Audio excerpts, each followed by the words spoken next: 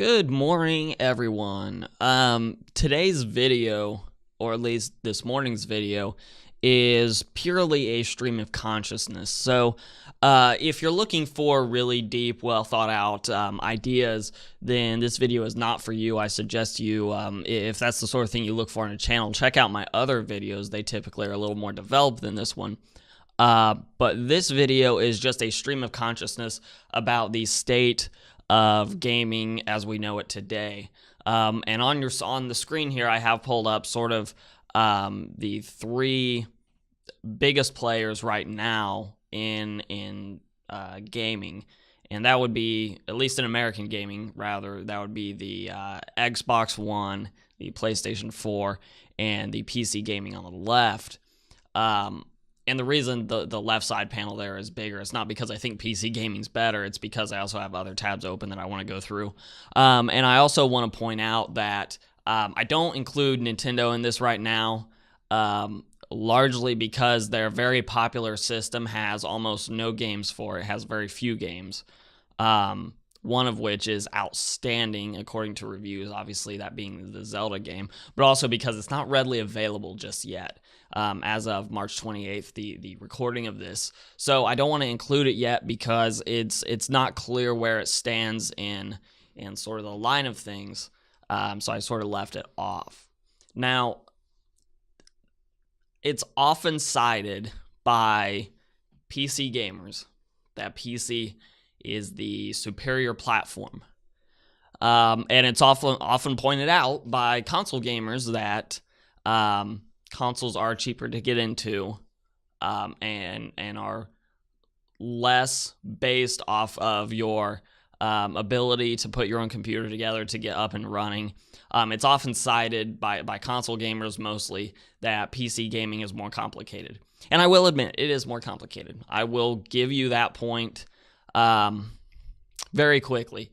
And the reason I give you that point, and some people would fight back on that, but even if you take the PC into the living room, for example, you do have to add a couple things to your setup to get it really up and functioning, which I don't believe are really barriers to entry, because they're pretty simple things in my mind, like a wireless keyboard with a trackpad attached to it. And I've looked at those items before. In fact, I've done a video on what you need to get your PC set up going in the living room, and I'll probably link that in a card. And I typically agree that the consoles are a little bit simpler to get set up and going. They're a lot more plug and play, whereas PCs, you have to get your PC, you have to get it set up. If you build it yourself, you have to get the operating system set up, none of which is complicated. By the way, if you're using a Windows-based system, there are plenty of videos and online how-to tutorials, that sort of thing. Very popular sort of pro PC YouTuber Rags mentions several times in many of his videos that he used one Linus Tech Tips video to build his computer. So it's really not complicated. It's not a difficult thing to learn how to do, but you do have to actually learn how to do it if you're going to do it. And that's a fair statement by console players. It is much more simple to set up a console than it is to start from scratch with a PC. Now, on the left side of the screen here, I have a PC, and this is a random one that I pulled off of Newegg here, and it's an open box, running Windows 7, has 1 terabyte of storage, has 8 gigabytes of RAM. It's an FX 6300, which those things overclock like champs, but it is an FX processor, so it's not the best gaming processor, but it is also paired with a GTX 750 Ti 2 gigabyte graphics card, which is really long in the tooth at this point. The 1050 series has sort of replaced it as the go-to budget GPU for around $100. And this PC costs $440. Now, you can build cheaper than this. In fact, I recently did a video, and I'll card it up as well, of a PC that is roughly the same cost as a PS4 Pro, which is about that $450 price range. It would outperform this one in gaming, and that's largely due to the graphics card difference.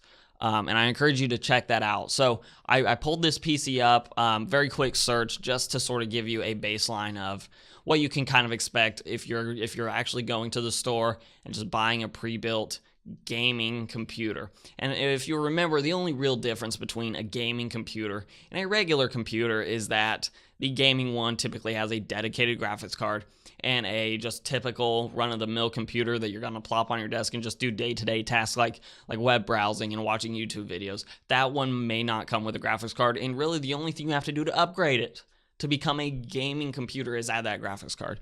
So there are other options available, but pre-builds typically are going to be a little bit more expensive, and a little bit less tailored to your use case. And I think part of that has to do with marketing. It's a lot easier to market an FX 6300 because you can say it's a 6-core computer, and to the average user, that may sound really powerful and really awesome, even though an FX 6300 is not at this point a great processor. It's still a good processor for 1080p gaming, especially when it's paired with a 750 Ti, because that graphics card is not going to push beyond a 6300. But if you're running high-end gaming, obviously, the 6300 is not where you're going to be at. And in fact, if you're trying to build a budget computer at this point, I would say a 6300 is not where you want to be at. I would say the Intel, the Pentium that I priced out in my PS4 console killer video recently for under $100 is a really great spot to be, because it gives you those modern features at a great price tag, and gives you 4 threads as well. So that's all beside the point. If you have a 6300 and you are perfectly happy gaming with your FX 6300, continue, because it's an old CPU, but it can still game. And if you built your computer back in like 2011, when the processor was coming out, then you should be super happy that it's made 6 years. Because in PC terms, 6 years is a very old part. Getting back on track here, we have on the right side the Xbox One, and I have a Newegg tab open, and this is a refurbished unit,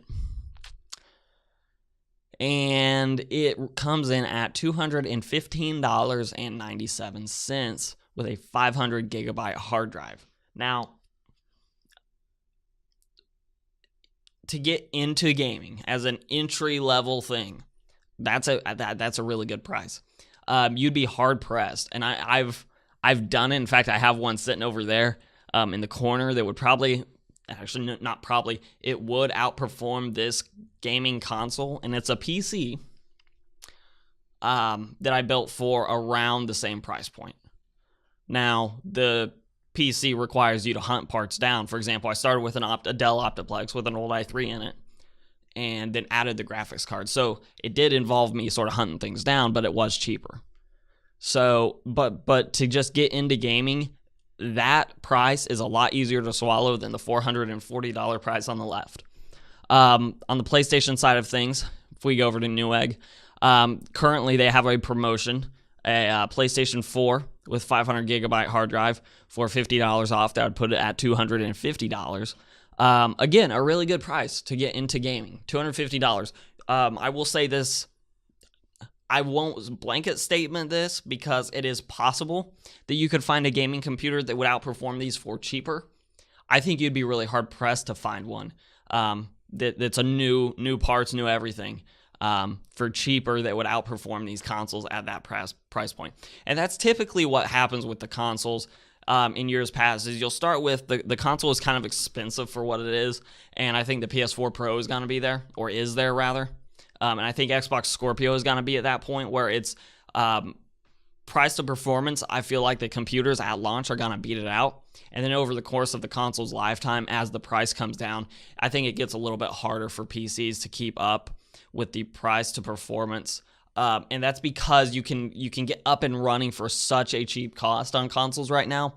Whereas PCs, you have a little bit of sort of peripheral investment that you don't have to worry about so much with the console. You buy a console, everything you have, sans the games, are in the box. And even sometimes you can get a bundle with the console itself. But you buy an Xbox, you get the controller, which is the only control device you really need for the console. You get the console itself. You already own a TV. It's just assumed that you already own a display or at least a TV. A computer, if you're planning on using it at a desk, you may have to buy a display. You may not. You may already have one. You may have an old TV that you can just use or something like that. So you may not need the display, but you still may need to buy your own mouse and keyboard. Sometimes they do come with them, as the one on the left does come with a keyboard and a mouse.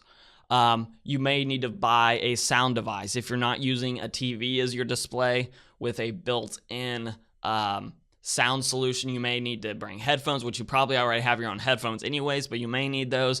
If you want to put your PC in the living room and use it as your on the couch solution, you may have to replace the keyboard and mouse with a wireless solution.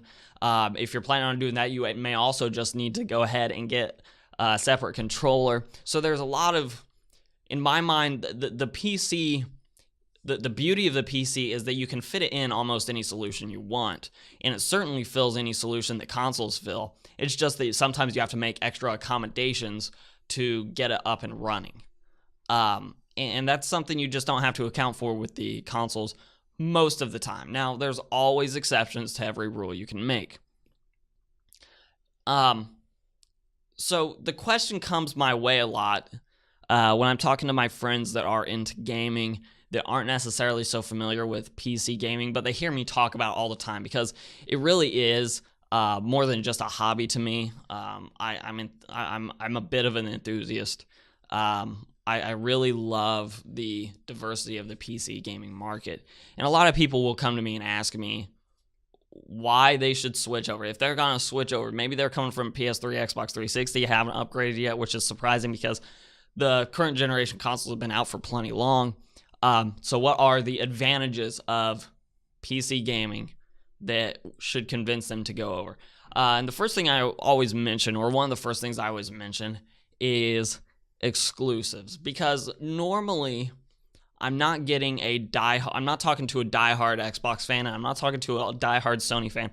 I'm talking to somebody that wants a console or a gaming computer, a gaming system of some sort. And they're not basing their decision on one or two games. You probably shouldn't be going in with the mindset of, I absolutely have to have this individual game. Because if you make that decision and that game happens to be an exclusive, you've already shoehorned yourself into whatever system. If you're an Uncharted fan, then, well, you're PlayStation. If you are a Halo fan, you're Xbox. And there's no real room for, if you're only getting the system for those individual games, there's no room for compromise. You can't make the best consumer decision because you are being looped in by an individual game. So I know there are great games that are exclusives to one system or another. And by the way, the same goes for the PC. There are PC exclusives that are phenomenal games, and maybe it's right down your alley, but you should not buy a PC just to play those games.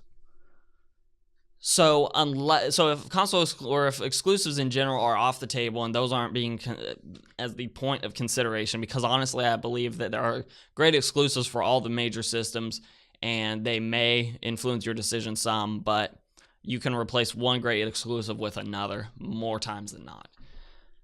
Then you have to start considering the cost of startup, which is where consoles definitely win, at least right now, versus the cost of upkeep. And they're different costs. PC gamers currently do not have to pay $60 per year to play online and get online matchmaking and all that. We don't pay for social issues or social features rather on the Steam platform or any of the platforms that I'm aware of. Now, we do have other things available to us, like I believe EA offers like $5 a month or whatever the price is that you can pay. I don't do the EA Access plan. But we do have other subscription services available that we can pay, but we're not sort of forced to pay to take full advantage of a game. Whereas you get a game like Star Wars Battlefront, and if you were on a console, you have to do online multiplayer. There's really no alternative for that game. There's no single player campaign with that game. It was a game based on the idea of multiplayer. But if you're not an Xbox Live subscriber, that game is worthless to you.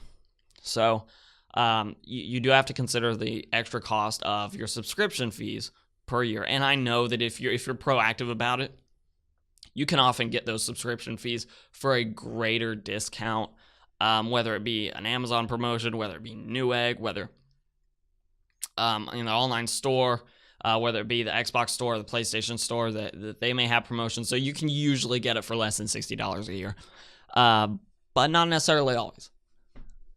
So PC gets that. You also don't have to upgrade a PC all that often. That's a misconception that you do. Now, if you want to continue playing AAA games at the absolute maximum resolution and settings, then yeah, you're probably going to upgrade fairly frequently. But like my gaming computer right now runs on 1440p, and it does a great job. It pushes most AAA games to at least, on maxed out settings, at least 50 FPS, and often up to 70, 75, which is 75 is my refresh rate of my monitor. So anything above 75 it's going to be wasted performance anyways. But take the Witcher 3 Wild Hunt. I have every setting maxed out. Hairworks on, absolutely everything maxed out on a 1440p display, and I'm pushing usually between 45 and 60 FPS. The same game on a console would not look nearly as good, and it would be run at a lower resolution. That being said, my PC is a very expensive computer. Most people do not have the PC that I have. I have a $500 CPU in there. I have a $400 graphics card. I have a very expensive computer. There is no two ways about it. So, as a person that plays PC games, if I'm giving a recommendation to a lot of my friends or people that are asking that are on more of a budget because they're not willing to invest the same amount of money that I am, then it gets a little more complicated. I would argue still, and to this day, that the PC platform is more consumer friendly, and that's just a function of competition. Because the PC is an open platform, it allows companies to compete against each other in the online store place. I just got done playing through The Witcher 2, and I own that game through Steam, and I picked it up for a very cheap cost. I can't remember exactly what I paid for. It was super cheap because it was on sale, and it was, it's an old game. I own The Witcher 3 on GOG, and the reason I own it there is because it's available there, and GOG is DRM free, which means once it's installed on the computer, I don't need an internet access to play the game. I just click play and it plays it. Now I would need internet access for things like cloud saves, but I don't need it for just playing the game. So I got it on GOG. In fact, the majority of the time, if there's a game that's available on GOG that I want, that's also available on Steam, I'm gonna get it on GOG, even if I have to pay a little bit more for it, because of that feature. So there's competition there. EA games are virtually exclusively released through Origin now. Uplay is a thing. However, they do Ubisoft does release its games through Steam. Often though, that just ends up opening up Uplay. They sort of employ a weird system with it. And Steam also gives a lot of ability for independent developers to release games in a very competitive way. Whereas if you're a console gamer and you just go to Walmart, pick up the hard copy of the game, independent games won't be there. So I like the openness of the platform. It gives consumers more options. Another thing I also hear from console gamers a lot is it talks about controllers, and controllers being a better device for controlling your system. And if you're on the couch, I would agree.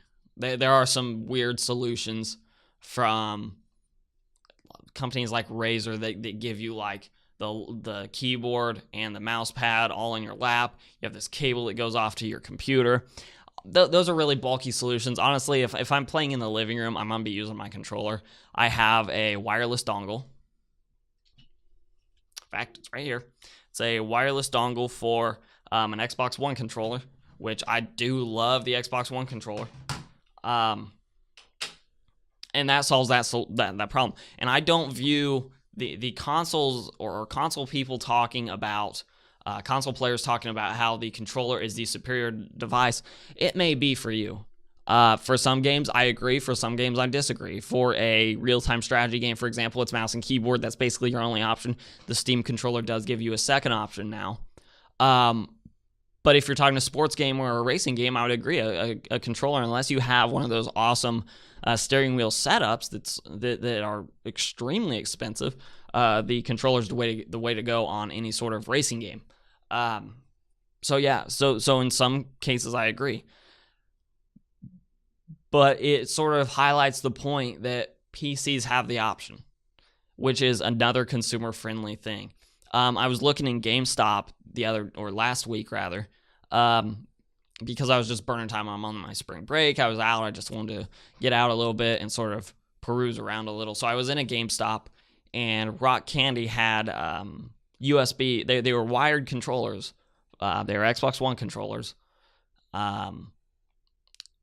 And they were $20.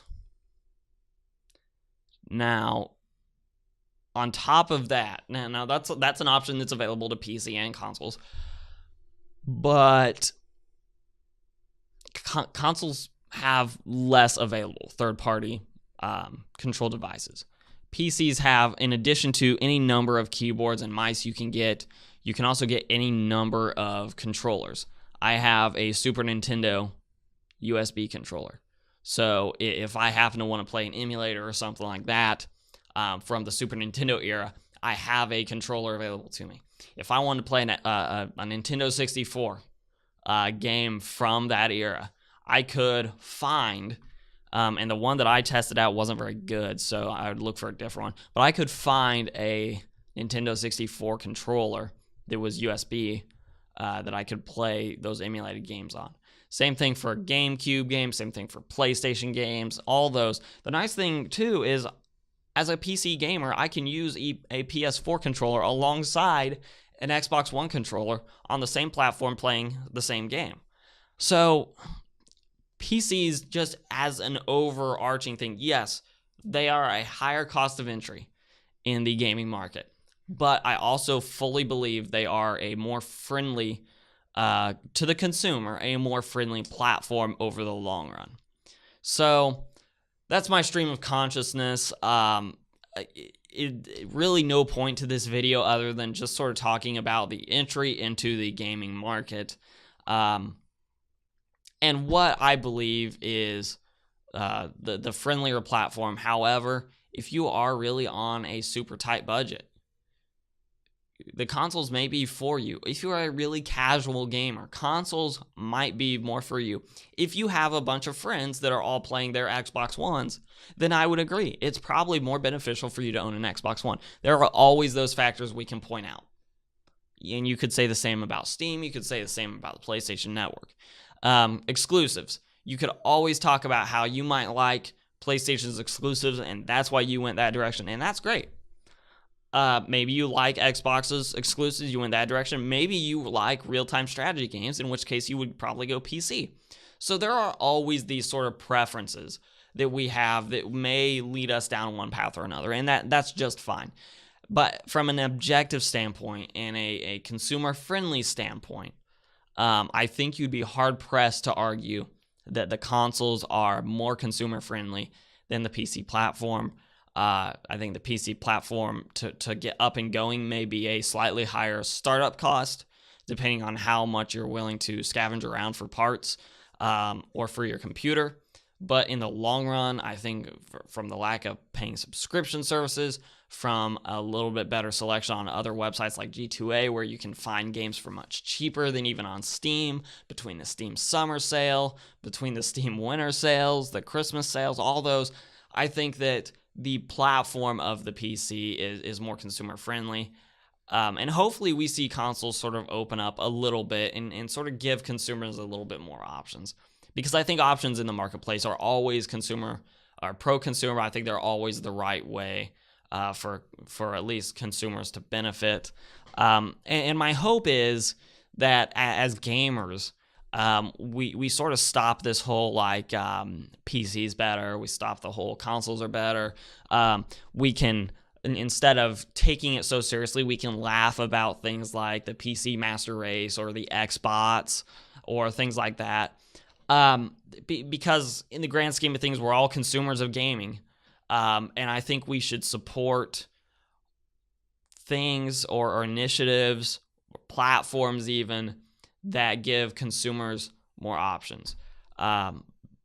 Because that will lead, if people start going towards PlayStation, for instance, because of something Microsoft tried to do. A good example was at the Xbox One launch, when Microsoft sort of wanted that always online feature, where you sort of had to check in for your console to function. The backlash from that was so great from consumers that they had to strip that out of the final release. So when consumers get together and clearly show that they are not going to support the product through their purchasing, then the consumer ends up winning, because the company will bend to the will of the consumer if we don't throw money blindly at them. It's why it's not a great idea to pre-order things. I pre-ordered my Ryzen processor. Should I have? Probably not. I'm an impatient person. Am I happy with the processor? Yes. Would I do it differently? Yes, I would have got the 1700 in hindsight. But in the gaming market, we should put our money behind the more consumer-friendly platforms, or at least we should at least let companies know when they've overstepped their bounds. I'm not saying that you should, because I believe it's the most consumer-friendly, I'm not saying you should run out and buy a PC. If you're a console gamer, more power to you.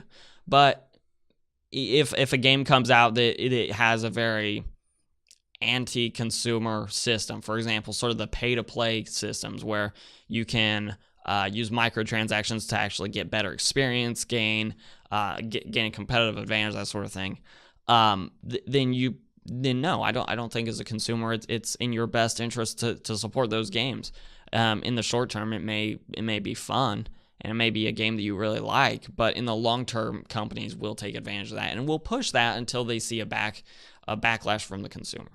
So this is sort of just a very vague and very untargeted overview of the state of getting into gaming and where the gaming market is right now, and sort of my perception of it.